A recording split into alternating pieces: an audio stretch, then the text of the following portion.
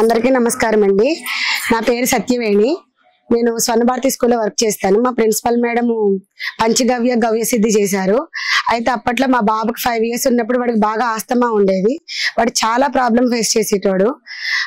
అసలు ఎట్లా అంటే చలికాలం వస్తే వాడు ఊపిరి తీసుకోవడానికి కూడా చాలా కష్టపడేది. అసలు ప్రాణం విలువిల్లాడిపోయేది. చూసి నాకే ఏడుపు వచ్చేది. అయితే మేడంకి చెప్పాను, మేడం ఇట్లుంది బాబు పరిస్థితి అంటే మేడం నాకు ఆసో మెడిసిన్ అని ఒకటి తయారు చేశారు.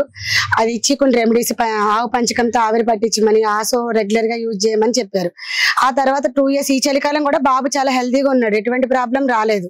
నేను మెడిసిన్ వాడింది జస్ట్ 2 years చలికాలం వచ్చినప్పుడే ఆసో మెడిసిన్ కంటిన్యూగా 3 months వాడాను. ఇప్పుడు బాబుకి ఈ సంవత్సరం మెడిసిన్ కూడా యూజ్ చేయకపోయినా చాలా రికవర్ అయిపోయింది. కొంచెం ఏమైనా జలుబు అనిపించినప్పుడు ఆవు పంచకంలో కొంచెం పసిపేసి ఆవిరి పట్టించేదాన్ని. బాబు చాలా వరకు క్లియర్ అయిపోయిండు. ఆ తర్వాత మా పాపకి 1 year బ్యాక్ కొంచెం ఎలర్జీలా వచ్చింది స్టమక్ దగ్గర.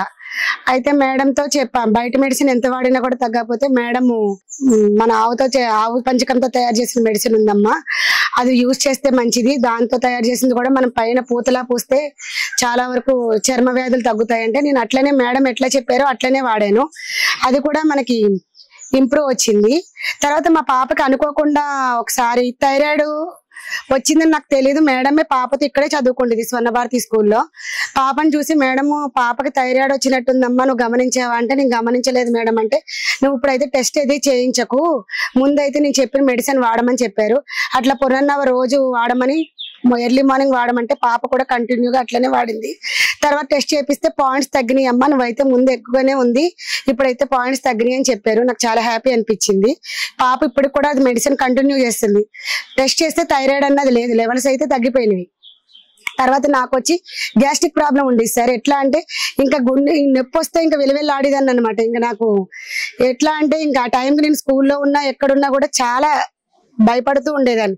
మేడం నాకు కొంచెం రెమెడీస్ చెప్పారు, టాబ్లెట్స్ ఇచ్చారు. అవి వాడిన తర్వాత ఇప్పటికీ నాకు ఆ ప్రాబ్లం తగ్గింది. నా స్టమక్ కూడా చాలా లావు ఉండేదాన్ని నేను.